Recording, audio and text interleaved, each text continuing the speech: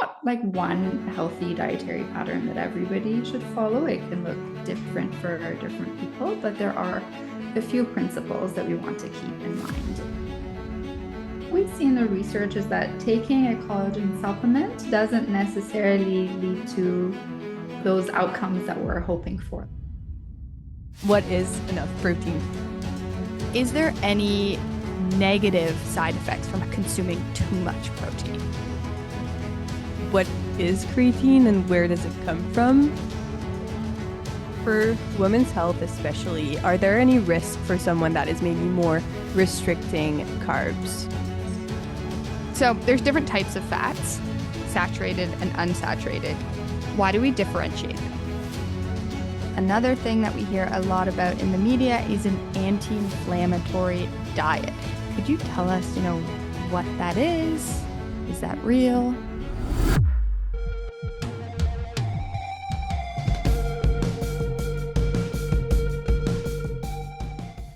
Hello, Vulva Squad. Welcome back. So good to have you back. Yes, to another episode. This one is very interesting on nutrition. Mathilde's area of expertise. Yep. Yeah. So I don't know if you guys know, but I'm a registered dietitian in Quebec.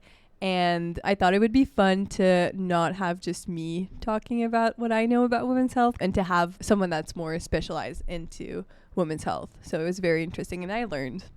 Yeah, our guest was super knowledgeable, especially about stuff directly related to women's health. And we do want to do a bit of a disclaimer here that we were using the word woman throughout this, and that's just because there's pretty limited research on nutrition generally, and they haven't done a great job thus far at separating sex and gender. So a lot of the research does say women. It doesn't differentiate between women, non-binary, and trans people. So unfortunately, we're using the term women because that's what the research was using. Yeah, and I thought this episode was very interesting because in my undergrad, we didn't have any classes focusing on women's health specifically, just because, as we mentioned, there's not a lot of research on this. But I think it was very interesting to see that there are some differences between men and women in terms of your nutrition needs. And so that was really cool to have this conversation. Yeah, and as we were getting ready for this conversation, I had so many questions and I was sitting next to a dietitian. So I just want to share one interesting thing that I learned, which was about milks. As a lactose-free girly, someone with IBS, I can't drink regular milk, which makes me really sad because I actually love milk that comes from a cow. It's delicious. But I was asking which one is the best for me. Mathilde obviously was like, it depends on what your goals are, which is the right approach. But anyway, actually, we learned at the end of the conversation that soy milk is the best for me, which is a little bit hard for me to hear because I don't love the taste. But I'm going to try it out and I'll report back how I feel. Yeah, and you mentioned you like it in smoothies, so... Yeah. Does anyone else feel that when you add soy milk to a smoothie, it tastes like the smoothie that you would get at like Booster Juice or like at a place where you go to buy smoothies? Like it makes it somehow profesh. Comment if you agree or it's a placebo effect. Yeah, I don't remember last time I had soy milk, so I can't really say. Well, mine's going to be soon, so I'll tell you. Yeah. Okay, well, you guys, I hope you like this podcast. Get into it.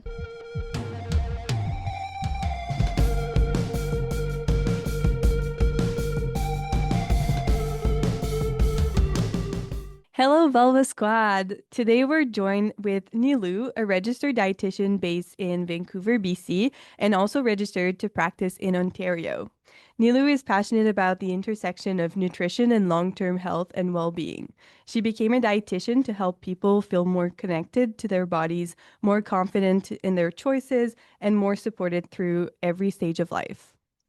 So with over 8 years of postgraduate nutrition education and clinical experience in both major hospitals and multidisciplinary clinics, Nilou supports individuals with a wide range of health concerns. Her areas of expertise include PCOS, endometriosis, PMS, perimenopause and menopause, fertility, pre- and postnatal nutrition, as well as cholesterol, diabetes, IBS, and other digestive disorders.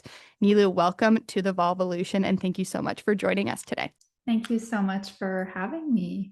I'm really excited to be here today.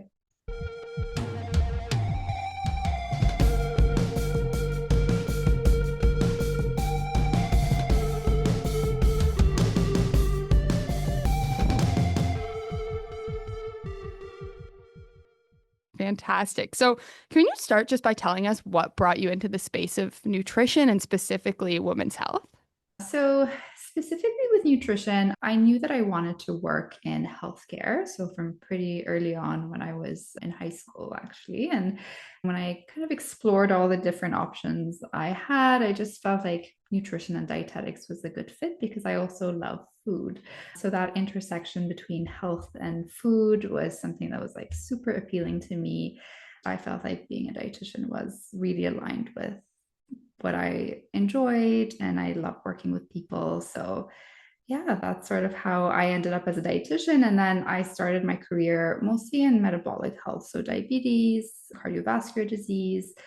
And after I think my second job, I sort of started learning a little bit more about just like women's health in general. I was really interested in just the first PCOS and how, or polycystic ovary syndrome. And I started to learn that, oh my goodness, like nutrition can have such a massive effect on those people who are living with PCOS. And then I started to explore other areas of women's health as well. And I kind of just started there. And now it's been sort of 5 years where I've had that as a main focus of my practice. So it's, yeah, it's kind of evolved that way, but it's a fascinating area, and I'm happy that we're talking about it more. We, as dietitians, we don't really talk about women's health in our education. So, yeah, that's sort of how I ended up in my little niche of women's health. Yeah, I think it's great that you found your niche and especially women's health because we need more dietitians specializing in women's health. So that's amazing. And I'm very excited for this episode as well. I think I'm going to learn a lot too.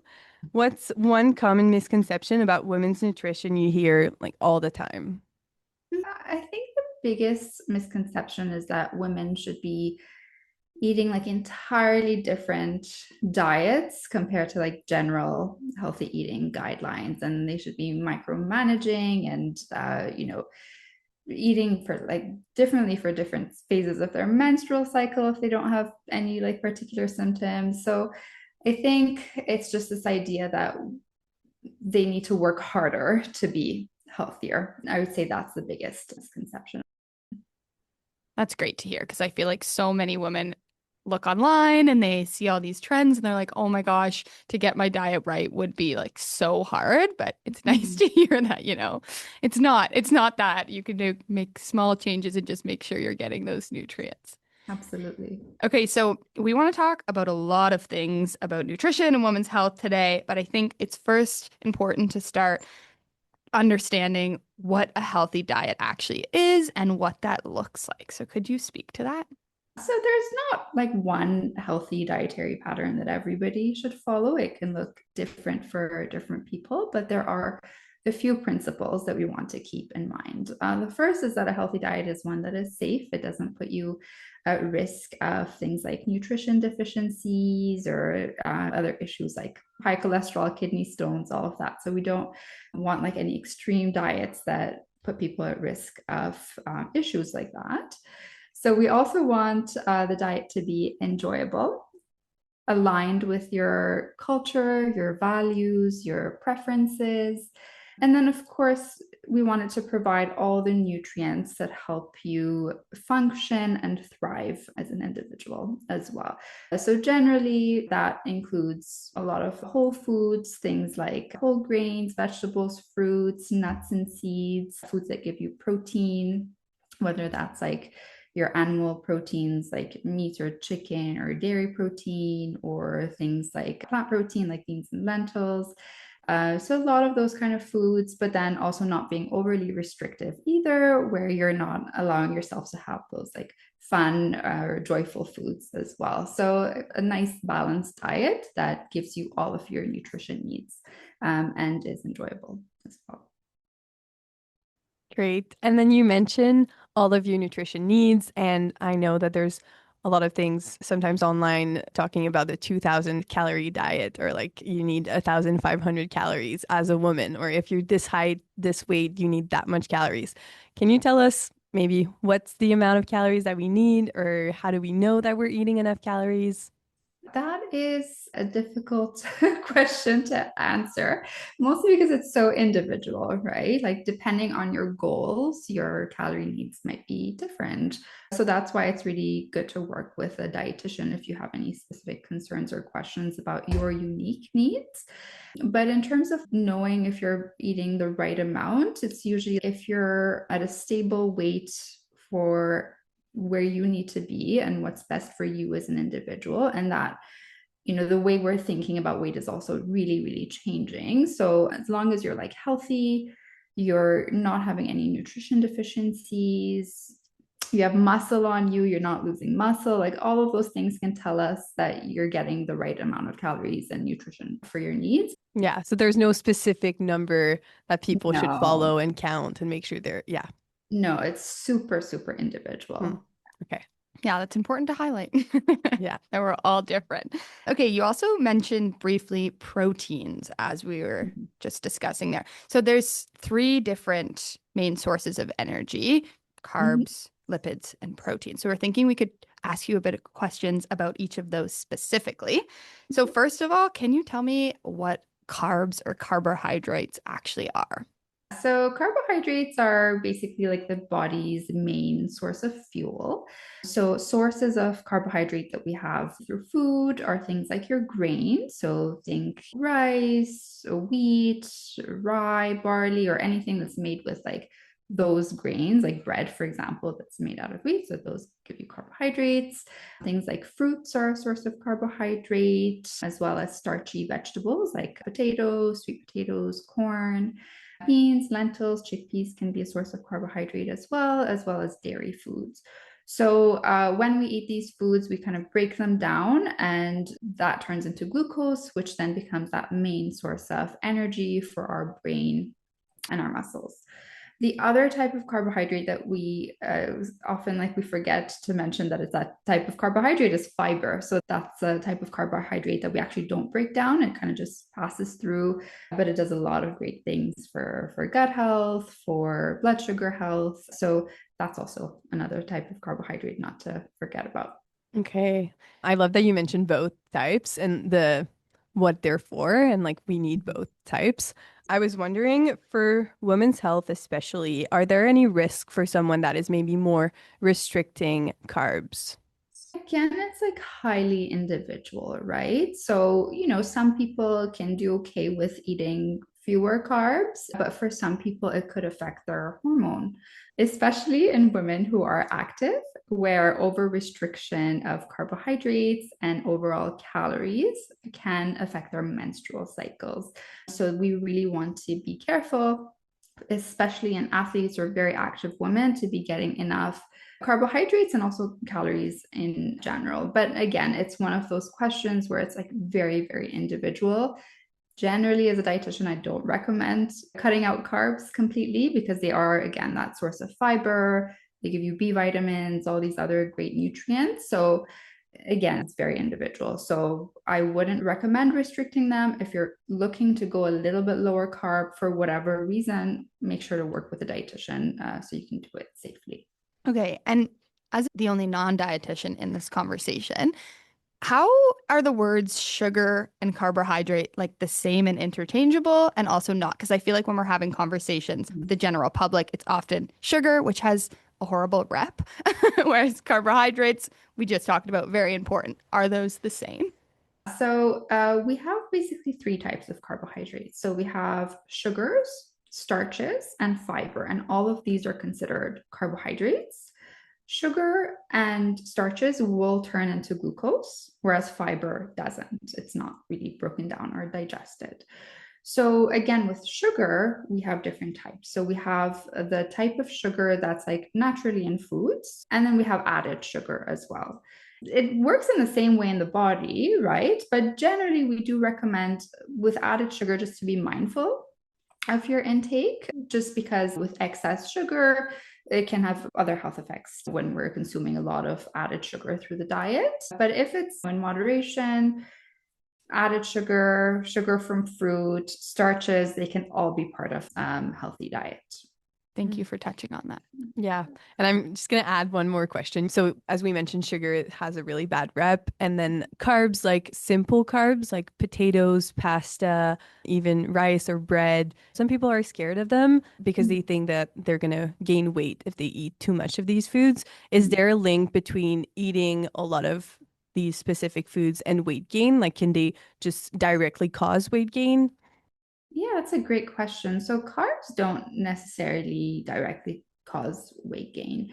If we're talking about weight gain, ultimately it comes down to the amount of calories that are consumed. And it doesn't have to do with a specific, like, are you eating too much carb or fat or protein? It's just those overall calories. So we have a lot of research that's kind of examined or looked at low carb diets versus low fat diets for weight management. And they find that there's really no difference as long as there's like a calorie deficit, right? So don't be afraid of carbs. They're an excellent source of energy. They can give you a lot of nutrients. And it's also a big part of a lot of people's cultural diets as well. So we don't want to be taking out something that offers so much pleasure as well. I love that. That's great. Okay. We want to ask a couple questions about protein as well, which is a super hot topic online. So what are the roles of proteins and why are they an important part of our diet? So protein is all over social media these days, and it's all over our food supply as well. We see it like everything has added protein now or is being promoted as high protein. So I'm really glad that we get to talk about this in some detail. So protein is basically the building blocks of our tissues, our hormones, our enzymes in our body. So really important for how our bodies function. So in terms of sources, we can get them from animals. So we can get protein from meat, from fish, from chicken, dairy products like yogurt and milk, all sources of protein. And then we have our plant sources. So we have beans, lentils, tofu, edamame, like all those like great plant sources of protein as well.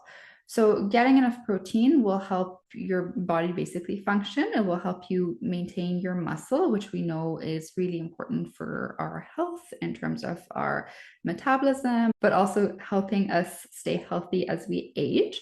So super important to be getting enough protein throughout the day. Okay. What is enough protein for someone that want to make sure that they're eating enough? So at the minimum, we recommend 0.8 grams of protein per kilogram of body weight. But that's like the bare minimum, right? Like we don't want to go below that because then you might start to lose a bit of muscle or not get enough protein. Now, in terms of optimal levels, again, it's super individual. So depending on how active you are, how old you are, lots of different factors can influence how much protein you need. So it can be anywhere from 1 to 2 or even sometimes 2.2 grams of kilogram of body weight, depending on that individual. So again, that's one of those questions. If somebody's looking to have those personalized recommendations for their protein needs, it's always good to speak to an expert, like a dietitian. And do we need to have protein like in every meal, or is it okay if we have all of our proteins like at dinner and then no proteins throughout the day? Yeah, that's a really great question. And it depends on the goal again. So for muscle growth, it really doesn't matter as much. Like you can concentrate all your protein in one meal over 24 hours. It really doesn't make a huge difference. But for appetite regulation, for blood sugar regulation, we like to have the protein distributed throughout the day. So I would, as much as possible, recommend having a bit of protein at every meal rather than only concentrating it in one meal. But if something happens on that day and you just have to have like all your protein in one meal, it's not the end of the world. You're still going to use that protein for your muscles. Okay, so no need to panic if there's one meal without protein. Exactly. Okay. Okay. Are protein powders any good? How do they compare to just getting protein through dietary sources?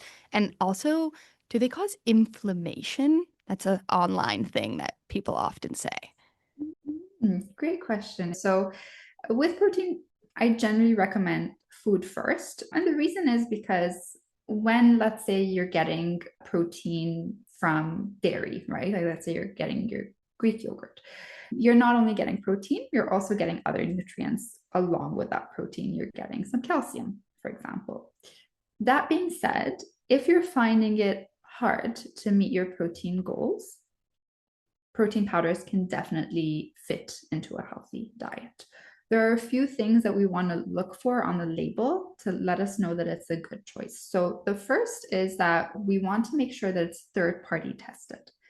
That means that what's on the label is actually what is inside the package, right? Because we're getting reports of some protein powders may be contaminated, or maybe they don't have exactly that blend that is actually on the label. And because of this, we want to look at two things. Either it should say informed choice on the label, or it should say NSF certified. And these two things mean that some other company has come in and looked at the protein powder and confirmed that it's actually what's listed on the label. So we definitely want to be choosing high quality protein powders that are third party tested that way.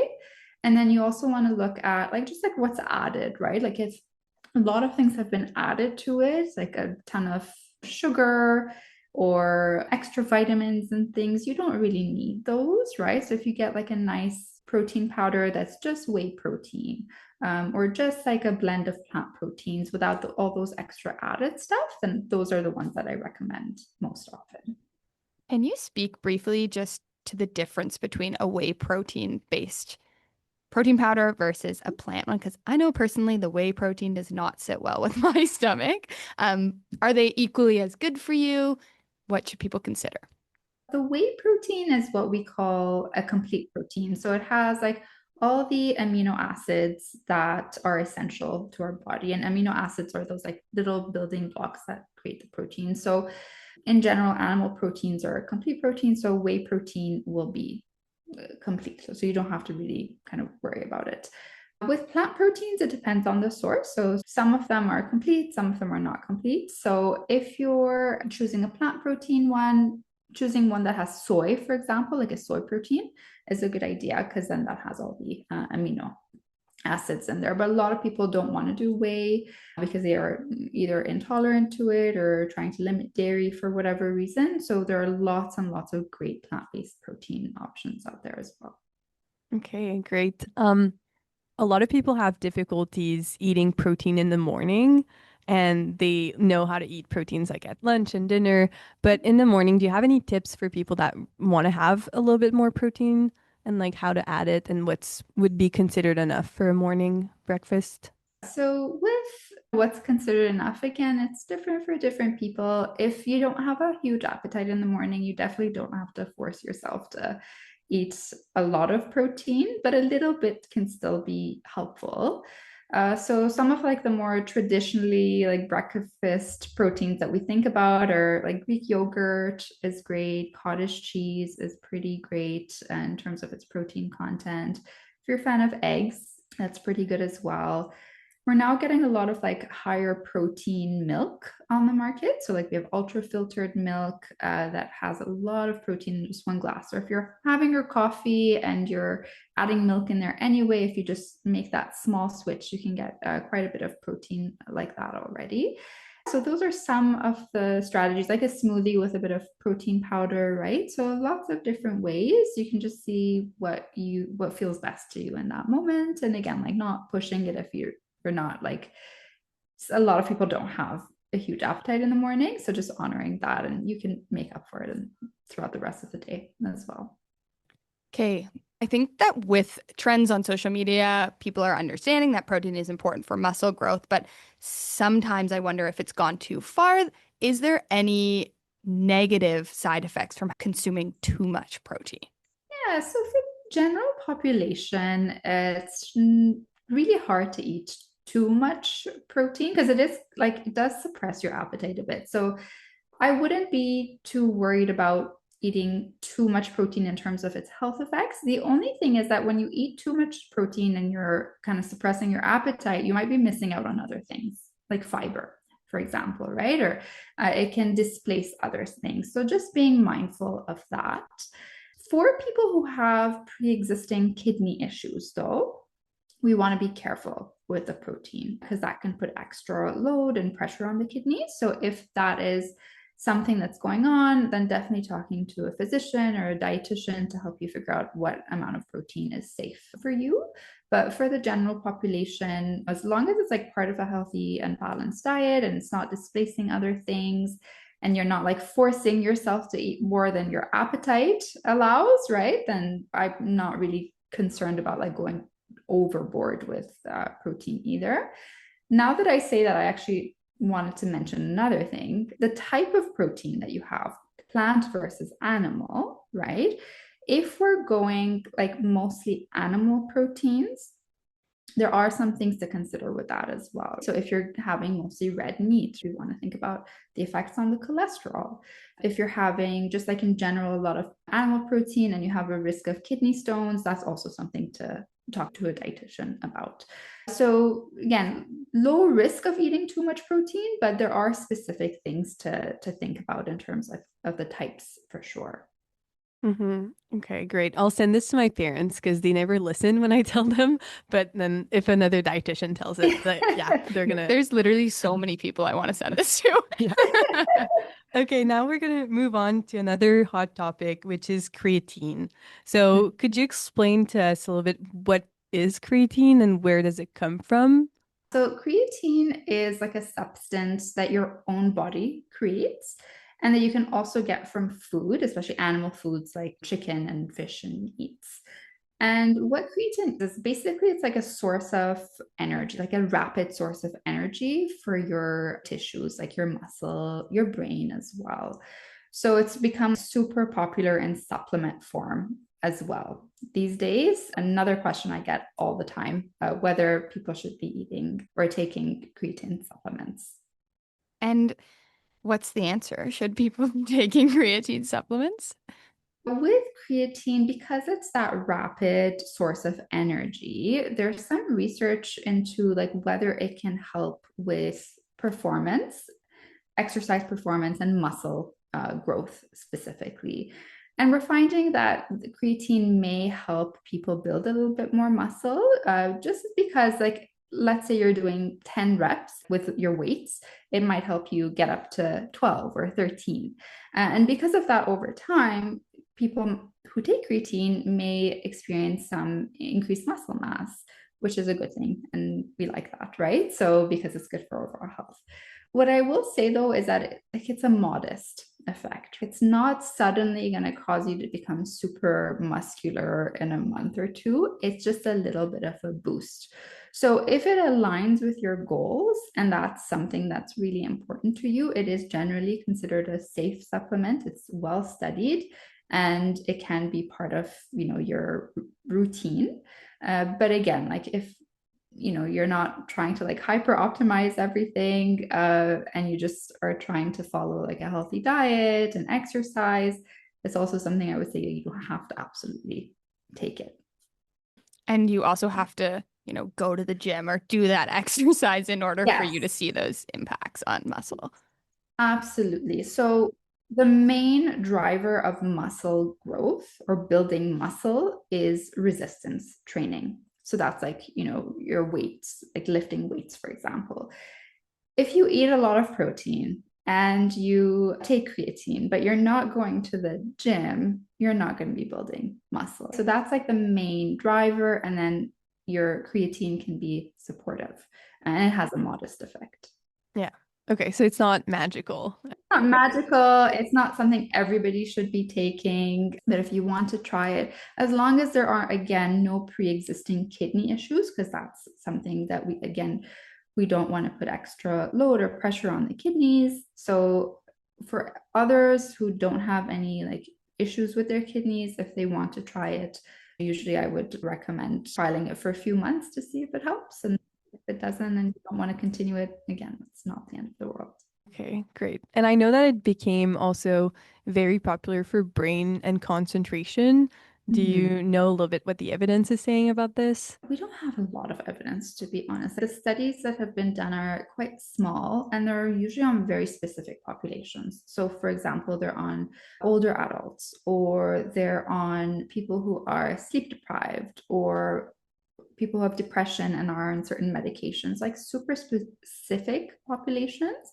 And the studies are quite small. They're interesting. We are seeing that there may be something there, but we're not quite there in the research. So it's an area I think we need to kind of watch and see how it evolves over the next few years. Okay, so people can try it, but it's not necessarily going to do, as we mentioned, it's not magical. So just having good sleep, good nutrition, exercising might be more helpful. Exactly. Right. It's those big picture things, right? Like sometimes we get so lost in these little details that we forget you're not sleeping 7 to 9 hours a night. Of course you're gonna have brain fog, right? Or you're deficient in B12 and you're having difficulty concentrating. So maybe that's something that we need to kind of resolve before jumping to creatine. So there's a lot of things that we would talk about before going with creatine and just like supplements in general. Okay, and in the context of women's health, I've often heard online that women are afraid to take creatine because it increases your water retention and therefore might make you gain weight per se. Can you speak to that at all briefly? It may happen temporarily. So, like once you start taking it initially, you may hold on to a little bit more water, but that will resolve once you take it over a few weeks. So, if you're looking for those benefits for the muscle health, then I would just think of that as a temporary side effect that will then resolve on its own. Okay. And last question on creatine. What is the recommended dose? And is there any risk if someone's taking more than that? So, in terms of the dose, generally we recommend either somewhere between 3 to 5 grams per day consistently, or to start with a loading phase, which is 15 to 20 grams for a week, and then going down to that 3 to 5 grams after that. In terms of risks, we don't really know like what happens with like really high doses of creatine, but for some people it could cause like those digestive symptoms that are uncomfortable. And then just because we don't know what happens if somebody consumes 15, 20 or more grams over a long period of time, we just don't recommend those higher doses at that time. Okay, thank you. Okay, let's move on to the last category of general energy sources, which is lipids, or better known as fats. And we were just talking about before we started that we feel like fats need a rebrand because it's tough that they're called fats because they're actually quite important. So there's different types of fats, saturated and unsaturated. Why do we differentiate them? So your saturated fats are those fats that are kind of solid at room temperature. So think about things like butter, things like the fat that you see on meat, even like coconut oil. These are all considered as saturated fats. And then our unsaturated fats are things like your oils, like your olive oil, canola oil, avocado oil, the fat that you get from nuts and seeds. So all those like plant-based fats. And what we're seeing in the research is that over the long term, people who have more of those unsaturated fats tend to have better health, especially heart health, over the long term. So that's why we recommend having more of those unsaturated fats most of the time. Again, like adding a little bit of butter to your eggs every once in a while, it's not going to cause heart disease. But if it's like consistently that main type of fat that you have in your diet every day, then we would switch to something like more of an unsaturated fat just because of those heart healthy effects that it can have. Okay, so you mentioned it's good for the heart. Is there any other benefits of eating fats, or for some people that maybe are scared of eating fats, like what would be something that you would tell them? Yes, so benefits of fats include that they will help you absorb some of your vitamins. So vitamin D, vitamin E, vitamin K, and vitamin A are all fat-soluble vitamins. So eating fat with your meals will help you absorb these key nutrients. And the other part of it is that it just helps you feel full and satisfied throughout the day as well. Having a bit of fat with your meals actually also helps with blood sugar balance as well. So lots and lots of benefits to eating fats. They are excellent for brain health as well. So healthy fats like omega-3, we know that that can support brain health. Okay, and omega-3 is available as a supplement, and it's very popular and very marketed to reduce inflammation and balance hormones. What do you think about omega-3s as a supplement? So again, as with any other supplement, I do recommend getting omega-3 from food as much as possible. So sources of omega-3 that come from food include your fatty fish, so things like salmon, trout, sardines, mackerel are great sources of that omega-3. And if you have fatty fish like 2 or 3 times a week, then you're getting all your omega-3 needs. But there are lots of people who don't eat fish, right? So if you're not eating fish regularly, you can get plant-based sources of omega-3. So you can get omega-3 from things like flax seeds, chia seeds, walnuts, canola oil. But with those, you would have to be eating them consistently every day to have enough to turn into that human form that your body can use.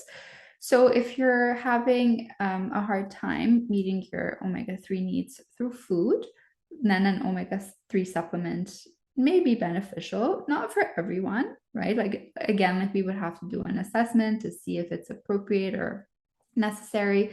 But in some cases, like pregnancy, fertility, those we do have good evidence that a supplement can be beneficial.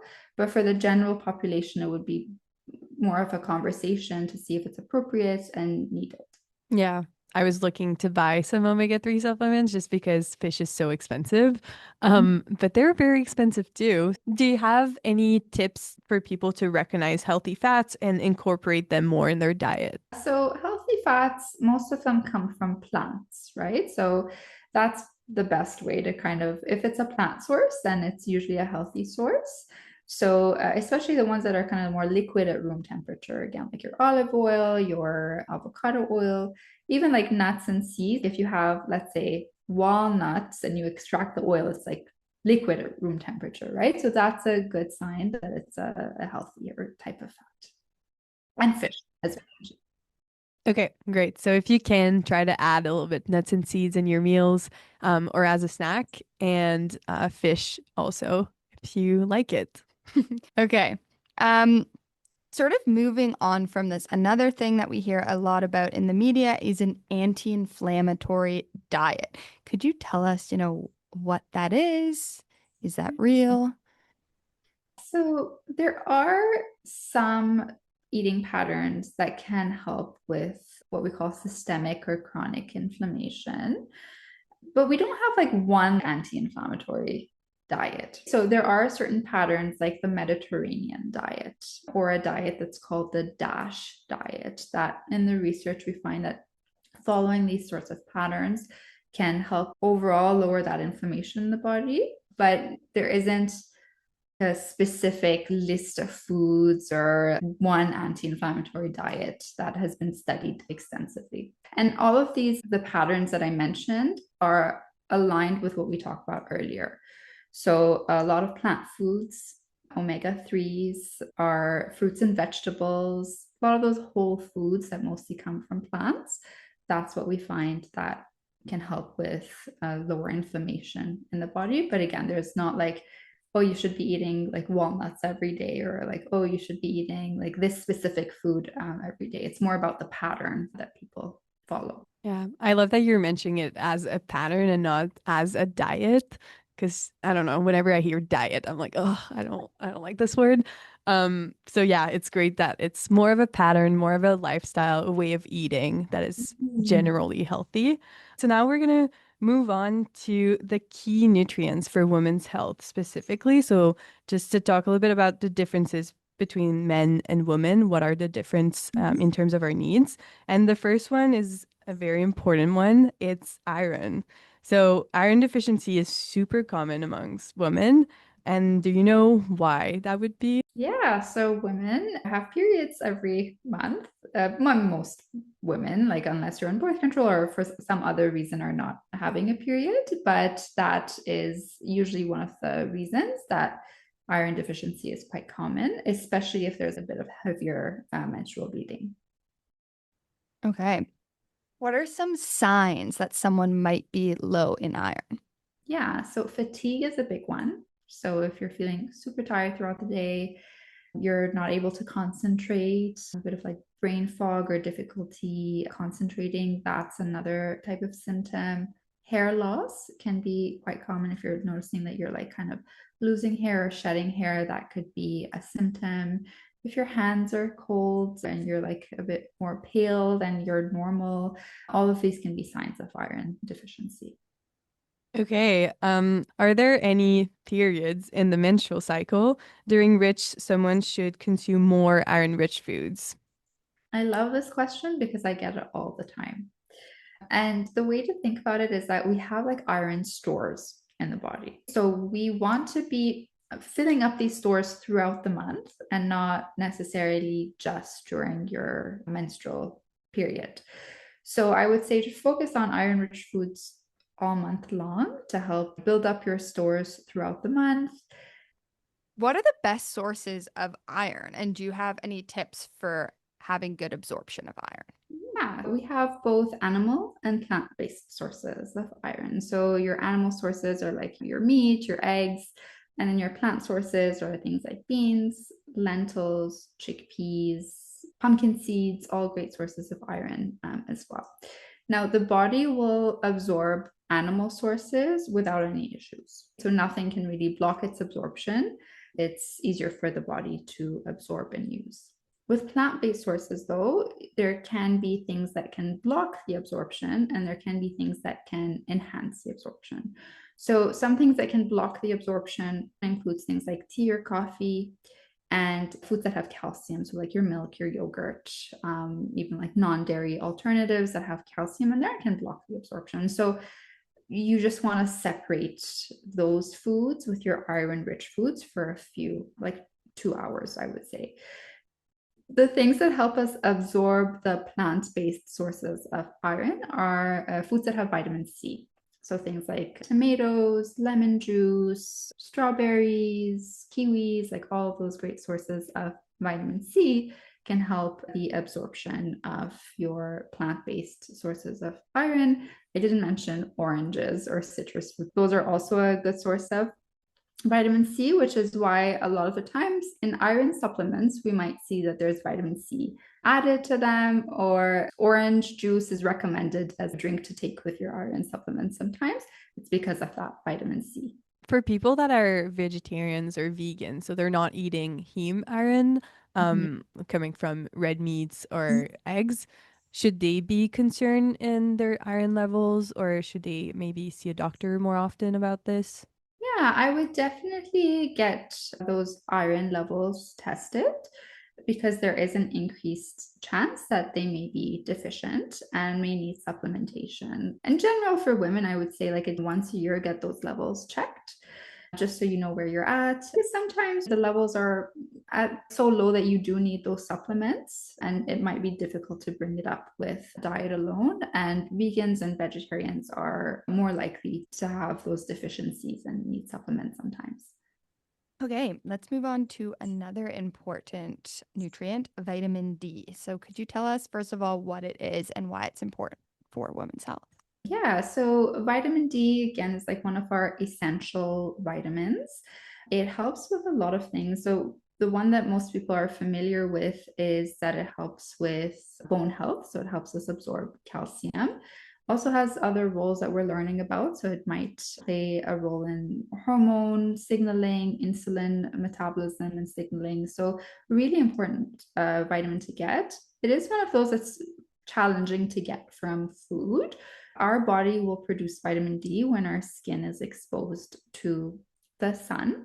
Some people, if they're not having as much sun exposure or based on the color of the skin, in some older populations, sometimes that absorption might go down. So then we would need supplementation in most cases, because food sources also don't have a lot of vitamin D in them. You can get it like in things like milk products and salmon and eggs, but it's really hard to get enough consistently.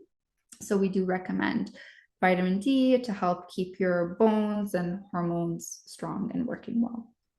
Okay, and you mentioned supplements for someone that is looking for a supplement of vitamin D. Is there anything that they need to look at, such as like the dose? And then I know there's also vitamin D2 and D3. Which one's the best? Yeah, so generally we recommend vitamin D3, which is the active form. And the dose, again, it's kind of individual. Some people may need higher doses, or some people can do like a standard dose. Most people would benefit from somewhere around 1,000 units a day, but you would definitely need to talk to your doctor about that to make sure that that's the right amount for you. I would say vitamin D is the vitamin that you store in the body. And I'm seeing a lot of people come who are taking really high doses of vitamin D. So they're taking doses of like 4,000, 5,000 a day. And that's too much. You can have too much of a good thing as well, especially when your body will store it. So definitely talk to your doctor, figure out what dose is good for you, and don't overdo it with vitamin D as well. Okay. And are women more likely to have a vitamin D deficiency than men? Not necessarily. Again, things like age, how much sun exposure you have, whether you're taking supplements, all of these things are better predictors of vitamin D status than whether you're female or male, right? So I wouldn't say that women are more likely to have deficiency, with the exception of those who have PCOS or polycystic ovary syndrome. We're seeing that we do have a tendency to have lower vitamin D levels in those populations, but for like just the general population, being a woman doesn't necessarily increase your risk of vitamin D deficiency. Very interesting. Okay, and in terms of food sources of vitamin D, so where can we find vitamin D in food if we're not really into supplements, or if we want to incorporate it more in our diet? In Canada, our milk and dairy alternatives are fortified with vitamin D. So if you're drinking milk or something like an almond or soy or oat milk, that will be fortified with vitamin D. Other sources include salmon, and then eggs. The yolk specifically is a source of vitamin D as well. But most people would benefit from a supplement, I would say. Okay. And back with the fish. So if you like fish, guys, I think it's a good thing to add to your diet. Fish is great, but I know a lot of people don't love it, right? So there's always ways to work around that. Yeah. Okay, let's move on to calcium. So, what is calcium and why is it important for women's health? So calcium is a mineral. It's an essential mineral, so our body needs it to survive. And it helps us build our bones, basically. So really, really important for women to focus on getting enough calcium throughout the lifespan. So as early as like adolescence and childhood, all the way to like postmenopause and older adulthood will help us keep our bones strong. Okay. And what are sources of calcium from food? So we can get calcium from both dairy and non-dairy sources. So our dairy sources are like your milk, your yogurt, your cheese, all can provide calcium. And then your non-dairy can be your fortified non-dairy beverages. So again, like your soy milk, your almond milk, oat milk, all of those are fortified with calcium. So they'll have a very similar amount of calcium to regular milk. Also, if you do like salmon, again, back to the fish. But if you do like a canned salmon that has like those little bones in there, they're really nice and soft, and they're an excellent source of calcium as well. Although that's not a plant source. I put it in the plant sources, but that's a fish source. But other plant sources are like if you get tofu that is packed in calcium, that's another really nice way to get a good amount of calcium in the diet from plant sources. Okay, those non-plant sources are important for us lactose girlies. And We talked about the key nutrients such as iron, vitamin D, and calcium. Are there any other nutrients that we haven't mentioned that maybe you want to talk about or focus our attention on? Fiber. So fiber is super, super important for a lot of reasons. And it's the nutrient that most Canadians, not just women, we don't get enough of it in our diets. But we know that it's important for, of course, our gut health. But it's also important for our metabolic health, preventing chronic conditions like diabetes, heart disease. Fiber-rich diets, we know, are quite effective for that. So again, those sources are your plant-based foods, like your vegetables, fruits, lentils, beans, chickpeas, nuts and seeds, whole grains, all of those great sources of fiber. Just really trying to focus on getting enough fiber at each of your meals is really, really beneficial for long-term health. And what is enough fiber in a day for a woman? Yeah, for women, it's at least 25 grams per day. If you can get more, like closer to 30, that's even great. But I would say 25 grams is a good place to start. The next one is about collagen supplements. So I think you walk into Costco, there's all of these supplements that say collagen. What are they and who might benefit from them? So, collagen is a protein that we have in our hair, skin, and nails. And a lot of these collagen supplements are now being like promoted for hair, skin, and nail health and just like overall health in general. But what we see in the research is that taking a collagen supplement doesn't necessarily lead to those outcomes that we're hoping for, like a better hair or skin or nails. The collagen just gets broken down into what we call amino acids. So your body will digest it just like any other protein, and it will get digested into those like basic building blocks that are the amino acids.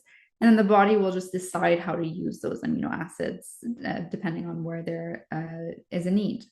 So I would say like collagen supplements, there's no harm to taking them. It's still giving you amino acids, but it's not like it's again going to transform your hair, your skin, your nails, or have like any major effects on your health. Okay, I feel like that's important to know.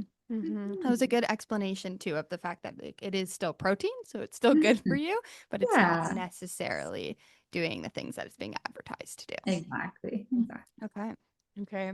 Does the order of eating food matters? So, like, if you're eating your protein first and then your carbs after, so that your sugar spike is not as big as if you were eating your sugar first. What do you think of this trend? Yeah, so it's not a big difference. Like if you're eating your protein and your veggies first and your carbs last, you might have a little bit of a benefit in terms of appetite, but it doesn't make a huge difference. If it's a way that you enjoy eating and you're comfortable with it, then that's okay. But I wouldn't want someone to be like picking apart what's on their plate and like hyper focusing on that order because ultimately, like, it's not a huge difference. So moving on to sort of wrap things up today, if someone is feeling overwhelmed with eating and all of the information they learned today, where should they start? Yeah, so always good to talk to a dietitian if you're feeling overwhelmed. I know there's so much information online these days, and it can be really hard to tease apart that information and to know what's accurate and what isn't, and also just like where to start from a practical perspective as well. It can just get really overwhelming. So a dietitian can really help support you with that. So we provide education. We also help you put all this knowledge into practice as well. So I think that's a good place to start. Great answer. And then where can people find you if they want to have more information coming from you? Yeah, so you can find me at niloudeilami.rd on Instagram. Or you can find me on my website, which is inharmonynutrition.com, which is my website for my practice. You can find me there. You can send me an email. Feel free to reach out at any time. Okay, we'll put the links in our description. Thank Okay, you. and to really, really wrap up this episode, we always ask our guests two big questions. So the first one is if you could bust one myth about women's health forever, what would it be? So I think again, it would be just that women have to do things that are like entirely different than the general population and hyperfixate on all those like little details to balance their hormones or to be healthier. Because there's a lot of marketing that's targeting women right now, especially in those more vulnerable stages of life. So that's like the one myth that I would bust. Mm-hmm. Okay, and then our final question is, what's one change that you hope to see in women's health within the next 10 years? So more research, of course. I feel like there's so much that we don't know about women's health in general, but also women's health nutrition. So more research, and then second, more access as well. We need more access to timely care. We need to feel heard and not have symptoms dismissed. So those are two things. And I think we are moving in the right direction for sure. Over the past few years, there's been a lot of discussion and things have really evolved. So I'm looking forward to seeing where things go in the next 5 to 10 years in women's health. Completely agree. Mm-hmm. Well, thank you so much for joining us today and giving us this absolutely wealth of knowledge that I know so many people will find so helpful in their day-to-day lives. Yeah. Thank you. Thank you so much for having me, and a great job with this podcast. It's an incredible resource for women. So thank you.